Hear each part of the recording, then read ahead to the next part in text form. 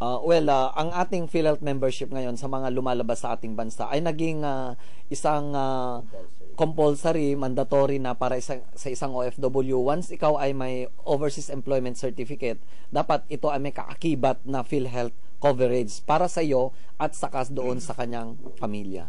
Akala kasi nila mahal. Paki-explain nga. Alam ko 900 lang. Pero may balita na tataas. Patay kayo. Yeah, actually, ang ating mga OFW, ang kanilang premium contribution, simula nung nalipat sila sa PhilHealth, ay 900 pesos. So, that was 900 pesos. 2005. Pesos. So, 900 pesos sa isang taon. Per contract. Sa isang taon. Sa isang taon at kasama ang buong pamilya. So, ang mura hindi lang ibig sabihin pala. sa isang tao lang, kasama ang buong pamilya. So, yung 900 na yon, that was given to them 2005, pero ang ating pinakamababang premium na noong taon na yon ay 1,200 na. So, ibig sabihin, sila ay favorable sa kanila. So, that was 2005. Ngayon, anong taon na ngayon? 2012. So, nung December naman, nagpalabas kami nung PhilHealth Circular 22 na ang nakasaad doon, ang OFW dapat ay mag-adjust na ng 1,200 epektibo ngayong taon na ito, July 2012, na supposedly 2,400 sila sa July. Pero dahil sa hinaing ng mga OFW na kung pwede ay huwag muna silang matufor kasi parang nabigla daw sila. Kasi kumbaga, gumaso sa placement fee, iwanan ng pamilya, walang pera. So, dito, pinakinggan namin, nagkaroon kami ng dialogo ng mga NGOs na kumakalinga sa kanila dito. Na-pressure kayo? Hindi naman na-pressure dahil nakita namin na yung need naman nila na ang kanilang pakiusap ay sige, huwag muna. So it was approved only last Tuesday na ang kanilang premium ay magiging 1-2 muna mula Enero hanggang Disyembre. Pero meron sana ito yung para sa mga domestic helpers lang na mababa ang sweldo. Halimbawa yung mga seaman, lalaki ng sweldo niyan, mga IT professionals. Sa sinabi nyo, ang covered lang dito ay land-based, ano? Kasi ang ating mga sea-based ay kasama diyan sa employed sector. Binabayaran kasi sila ng kanilang mga employer. So ang pag-usapan na lang natin dito ay OFW na land-based. So pag tinignan nyo, 1-2 hanggang December, pero ang board ay naging mabait na nga. Pag nagpa-lock-in ka ng 2 years, magbabayad ka ng 2 years in advance, 1-2 pa rin ang premium mo. So, 1,200 each year. So, magbayad ka ng 2,400, good for 2 years. Papayagan namin yan hanggang December, magpa-lock-in sila. So, yun yung ibinigay na pribilehyo sa mga OFW. Pero, ang kwan naman natin is effective 2013, that is January, by 2013, ay lahat na tayo, ang pinakamababang prima would be 2,400. So, ibig sabihin, yung 2,400 kada taon sa isang pamilya. Bigla ang bayad ba yan o pwedeng patak-patak? Sa OFW kasi bigla ang bayad. Sa atin? Sa atin. No? Sa mga nasa Pilipinas? Nasa Pilipinas, dahil syempre, balut vendor, mga tricycle drivers, pinapayagan namin na installment. That is every quarter. So, yun yung isang comparison ng isang OFW at saka isang ordinaryong mamamayan dito na nagtatrabaho na may konting kita. So, 1,200. So, yun yung dapat nating ilinaw. Sea-based, buong pamilya covered. So, dapat ganun tayo mag-compute. Hindi lang yung 1-2. Personal ang dating. 1-2, ilan na yan sa dollars?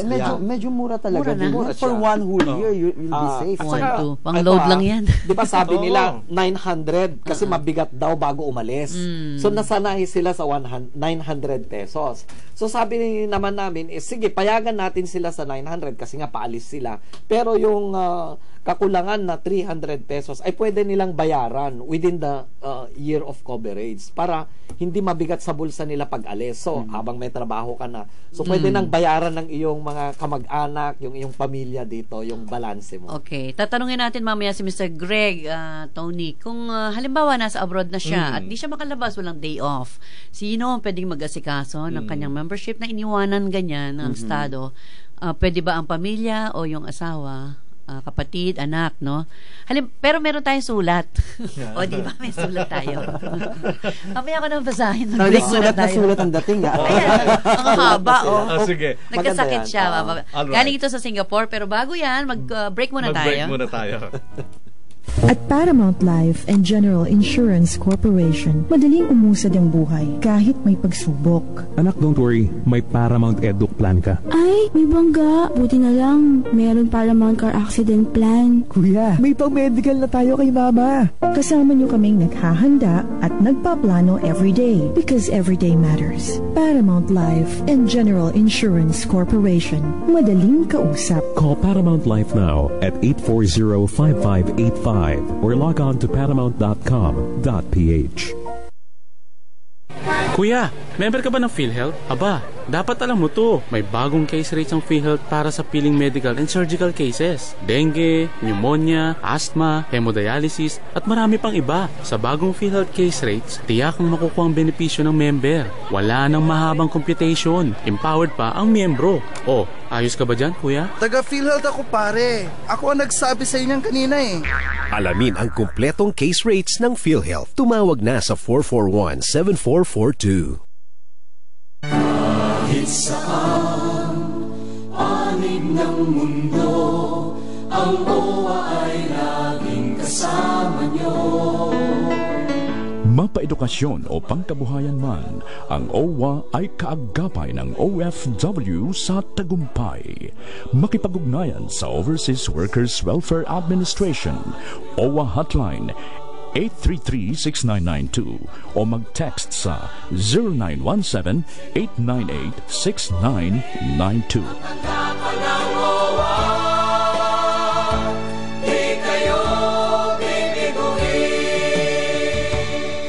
Gusto mo bang sumikat? Magaling ka ba kumanta?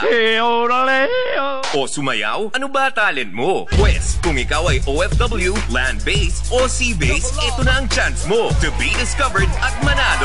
OFW's Got Talent is sponsored by Paramount Life and General Insurance. Madaling kausap. Si Edith at Rowena, caregiver sa abroad.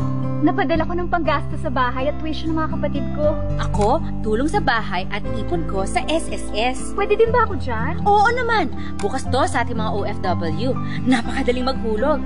Pwede sa internet o sa mga remittance centers. May SSS FlexiFund din ako. Dagdag ipon. Mag-iipon na rin ako. Buti na lang may SSS. Panatag ang loob ko sa paghahanda ng kinabukasan. Ang SSS, kabalikat natin. Piolo Pascual po. Gaya ng ating mga kabayan, naging OFW din ako. Nagsikap at nangarap gaya nila.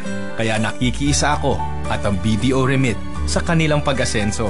Sa BDO Remit, sigurado ang remittance. May kabayan savings na tulong sa pag-iipon. At kabalikat mo sa pagpuntar ng bahay at kotse. Dahil ang BDO Remit, di lang daanan ng pera. Daan sa pag-asenso. BDO, we find ways. Member PDIC. Maximum insurance deposit for each depositor 500,000 pesos. DZAR Sunshine Radio. Member KBP. Kabisanan ng mga broadcaster ng Pilipinas. Muli nating balikan. Bayaning Manggagawa.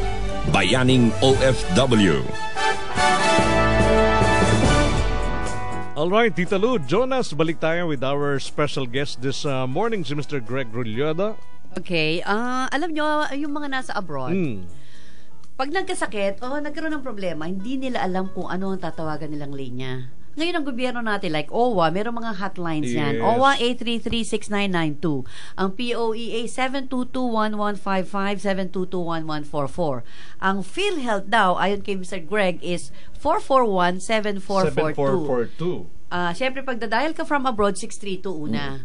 Gaano ka-effective yung mga hotline na yan? Nagbabayad po tayo ng OT nila. Siyempre, naabot sila. Kung 24 hours yan, nagpapalitan yan. May silbi ba yung mga ganyang linya? One time, nasa Singapore po ako, tumawag ako sa emergency kasi emergency tinry ko. Dapat, pag tumawag ka, ang welfare officer ang sasagot direkta. Nagtry ako. Dial 1 for the Philippine Ambassador's Office. Dial 1 for English. Dial 2 for Tagalog. Di ba dapat pag emergency, direkta na doon sa taong tutulong sa'yo? Halimbawa, meron gagawing masama sa iyo ang employer mo. Nakalagay sa dial 1 for Tagalog, dial 2 for English. dial 1 for, kunwari, kung na-rape ka na, dapat bago diretso mo nakarating dun sa ano. Hinimatay ka na. Hinimatay na, oo. Gaano ka-effective yung mga yan? May nagsasabi tayo, tumawag po kayo sa gabi para hindi masyadong busy. Kasi kung 8 to 5, maraming tumatawag. Pag-check ka kasi ng agency kung legal sa 722-1144. Sa OWA hotline naman, kung may problema ka, direkta ng tatawag. Mura lang naman kasi ang tawag ngayon. Aside from tawag, meron ding text, di ba? Pero mas maganda kung mapakinggan ka na. Correct. Mararamdaman nila na kailangan mo tulong. Ngayon, itry natin ang OWA hotline. At mamaya itry natin ang 441744. Hindi to scripted, On the spot. Kaya lang sabi ni Val, hindi raw natin maano yung dial eh. Hindi na natin mai-air yung... Tanong na lang natin kung unang dial ba nandyan nasa line. Okay, try natin. Pero nasa line na siya. Okay. Nasa hotline ngayon ng OWA si Mr. Hector Cruz. Magandang umaga, Good morning Mr. po.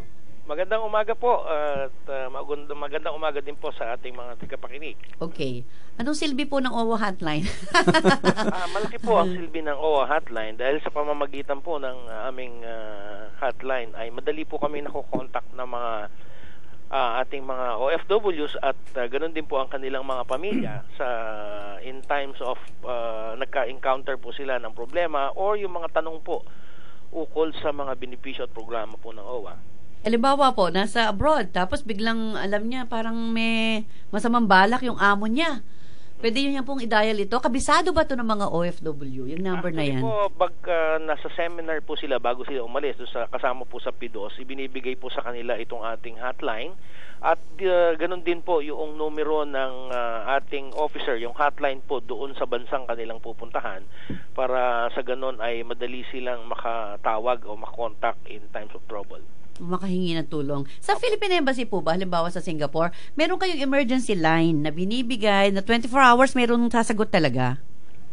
Supposed to be po. Bukod dito sa landline na to. Opo, meron pong hotline ang lahat po ng embahada at saka po ng ating polo. Kasi tinry ko dial 1 for Tagalog, dial 2 for English. Tapos nakalagay dial 3 for Philippine Ambassador's Office. Ma'am, ang tinawagan po ninyo ay trunk line ng embahada. Ang binigay sa akin yung emergency hotline daw, hinahanap ko si Mike. Yung welfare officer sa Singapore. Sabi ko, ba't ganito? Kung umiiyak ka na pala, wala kang makakausap kundi voice prompt. Diba? Sa atin naman po ay pag tinawagan, pagka sa araw during office hours, ang tatawagan po sa mga ating mga embahada, of course, yung kanilang trunk line at yung kanilang designated hotline. Yun, dapat ang ibigay. Meron din pong designated hotline and most of the time yan po ay cellphone. Yun, dapat cellphone. Para direktang may kausap. Yes, opo, diba? Tama po kayo.